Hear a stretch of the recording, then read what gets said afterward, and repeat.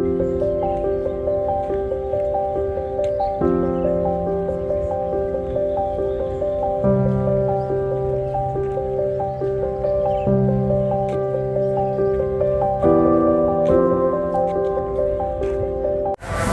दोस्तों, मैं हूँ अपनी योग्याकार्ता में। कल पहुँच गई थी मैं यहाँ पे दिन में, और फिर थोड़ा मैं आराम करने लगी। जो मैंने यहाँ पे स्टे बुक किया है वो काफ़ी मतलब बहुत सही नहीं है, बहुत साफ़ सुथरा नहीं है, लेकिन बेस्ट पार्ट है कि उसमें मुझे ब्रेकफास्ट और डिनर मिल जाता है।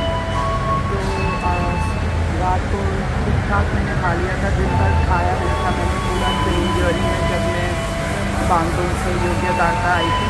लेकिन शाम को रात को डिनर सही मिल गया था, मुझे पूरा वेजिटेरियन खाना था।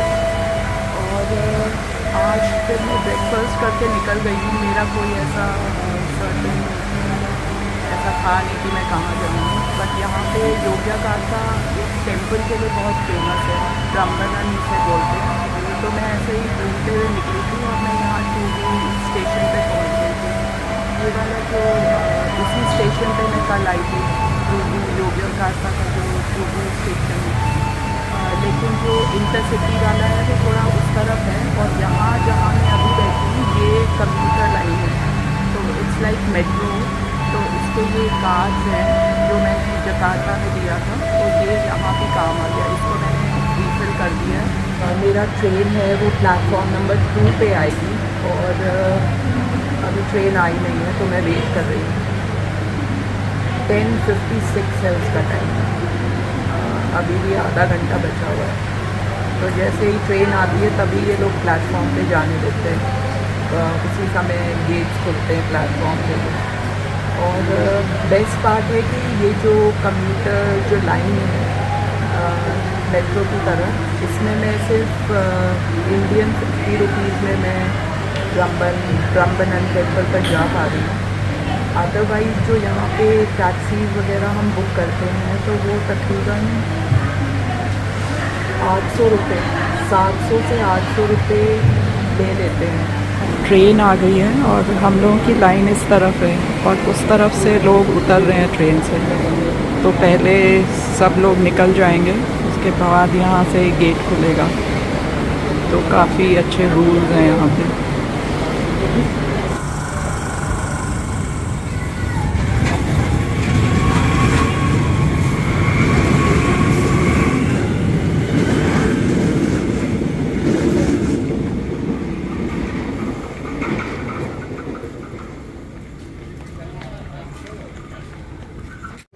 मिनट्स में मैं योग्याकार्ता से ब्राह्मणन जो स्टेशन था वहाँ पे पहुँच गई। अब यहाँ से थोड़ा सा वॉक है, हार्डली 1 किलोमीटर से काफ़ी कम है, तो चल के ही जा रही हूँ मैं ब्राह्मणन टेम्पल पर। मौसम थोड़ा ख़राब हो गया है और लग रहा है कि बारिश हो सकती है अभी। ब्राह्मणन टेम्पल का गेट मैं पहुँच गई हूँ, लेकिन बारिश शुरू हो गई है। मुझे तो बारिश में ही निकल गई हूँ मैं थोड़ा सा घूम पे।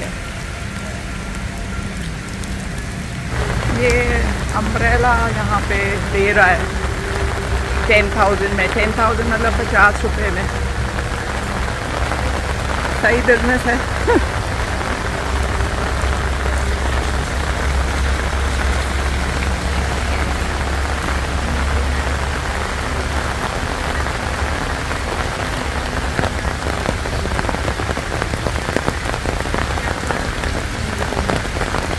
कुछ दिनों से यहाँ पे बारिश का ही माहौल बना हुआ है। बांदुम में भी मैं इस चक्कर में घूम नहीं पाई थी, बारिश के चक्कर में, और यहाँ भी बारिश है। ऐसे में मंदिर क्या देखूँगी। नीचे तो पजामा पूरा भीगने लगा है, इतना तेज़ बारिश हो गया। ब्राह्मणन टेम्पल का कॉम्प्लेक्स है, और यहाँ से आपको शायद टिकट मिलेगा, पूछती हूँ।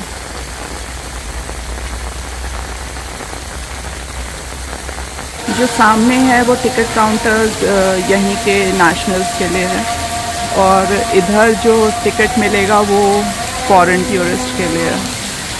तो देखते हैं कितने का पड़ता है टिकट।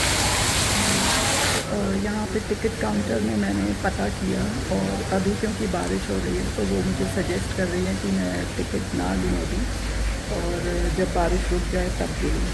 तो जो लास्ट टिकट यहाँ पे मिलेगा वो 5 बजे तक मिलेगा, और अगर बारिश होती रही तो फिर कोई फ़ायदा नहीं, वेट करना है। अब से टिकट ले लिया मैंने। टिकट फिर यहाँ से ये इंफॉर्मेशन सेंटर में एक बॉटल छोटा सा पानी का दिया और मैप दिया उन्होंने। आप चाहें तो गाइड भी ले सकते हैं, गाइड के रेट्स फिर अलग होंगे। और उसके बाद फिर आप टेंपल कॉम्प्लेक्स के अंदर 6 बजे तक जितना चाहे घूम सकते हैं। योग्यकर्ता में बेसिकली यही टेंपल देखने के लिए लोग आते हैं। काफ़ी पुराना टेंपल है ये, और ये मेरे पीछे। तो इसको बोलते हैं प्रम्बनन टेंपल, और ये इंडोनेशिया का सबसे बड़ा हिंदू टेंपल है। टिकट अच्छा खासा महंगा है, तो टिकट जो मैंने इसका दिया है 400,000 इंडोनेशियन रुपया, जो कि 2000 से थोड़ा ऊपर 2200 के आसपास शायद पड़ता है। तो अच्छा खासा एंट्री टिकट है इसमें, इस मंदिर को देखने का फॉरेनर्स के लिए।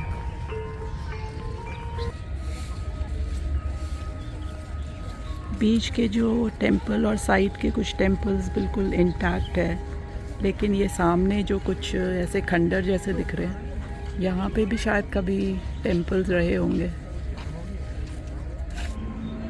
तो ये आउटर साइड में आप देखोगे इतने सारे खंडर पड़े हुए हैं, बहुत सारे हैं पूरा आउटर तक। और फिर उसके बाद अंदर के जो टेंपल्स हैं फिर थोड़े बड़े हो जाते हैं साइड में, और जो बिल्कुल बीच में जो टेंपल है वो सबसे बड़े साइज़ का है।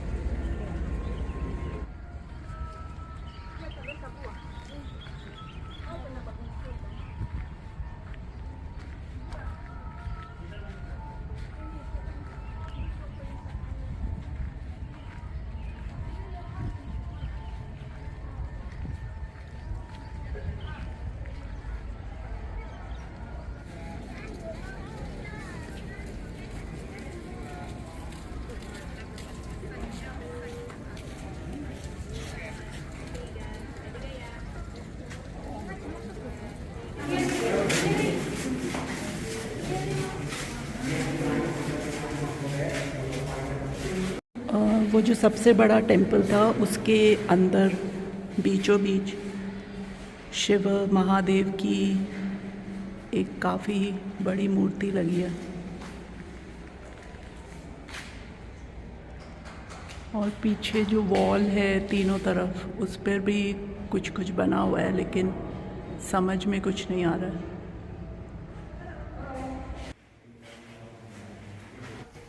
प्रम्बनन टेंपल दुनिया के कुछ लार्जेस्ट और मोस्ट मैग्निफिसेंट हिंदू मॉन्यूमेंट्स में से एक माना जाता है, और यह इंडोनेशिया का सबसे लार्जेस्ट हिंदू टेंपल है।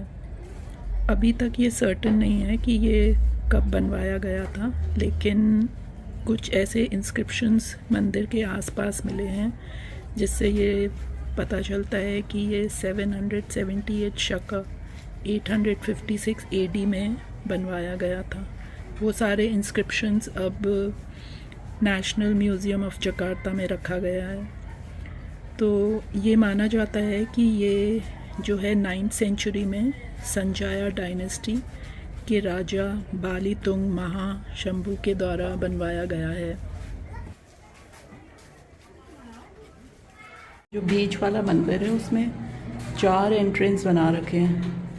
तो जो पहले वाले में गए थे वहाँ पे शिव की मूर्ति थी, और यहाँ पे ये अगस्त्य लिखा हुआ है, तो ये अगस्त्य मुनि की मूर्ति है।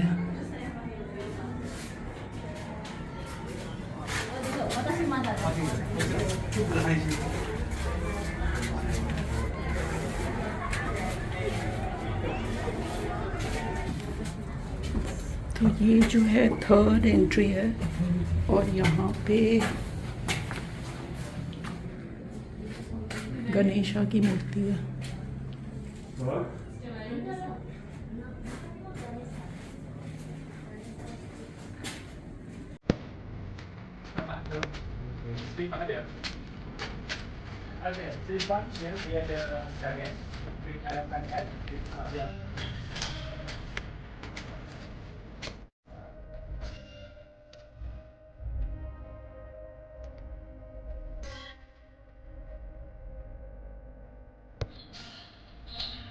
एंट्री है जहाँ पे दुर्गा की मूर्ति रखी है।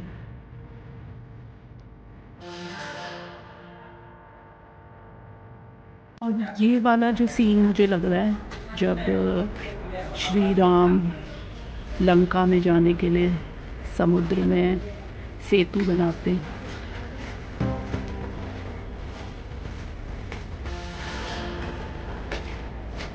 la storia di Ramayana. Storia di Rama.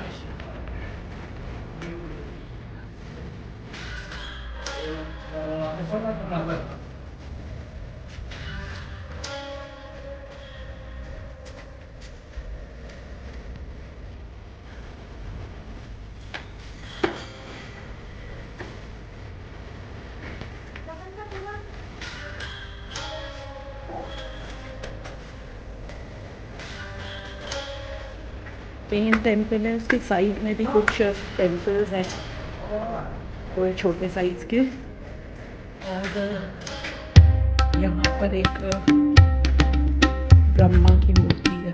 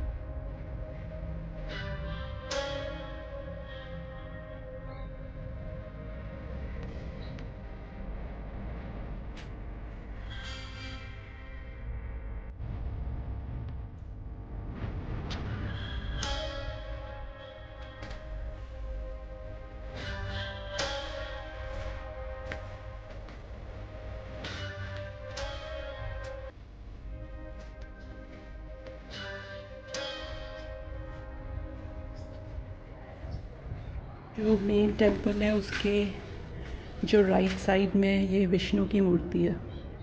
Vishnu का मंदिर है और विष्णु की मूर्ति लगी है।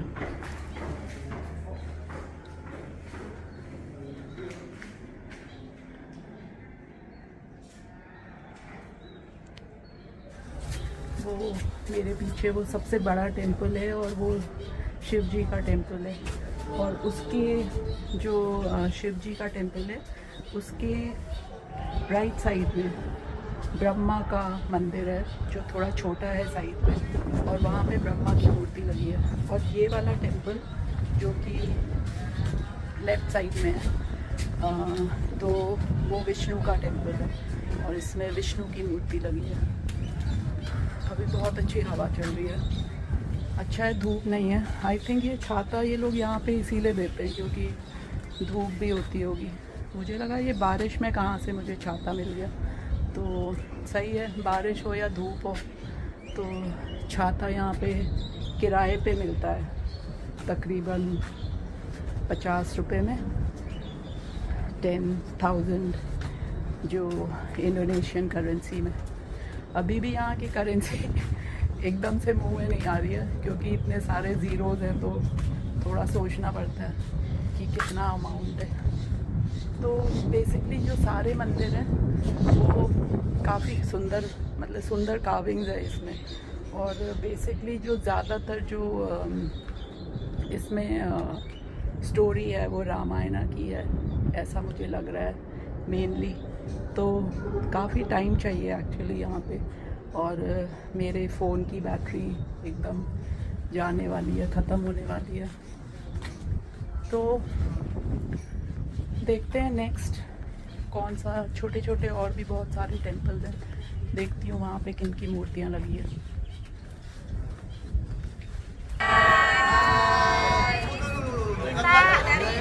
तो ये जो बीच में है वो मेन टेम्पल है, सबसे बड़े साइज़ का।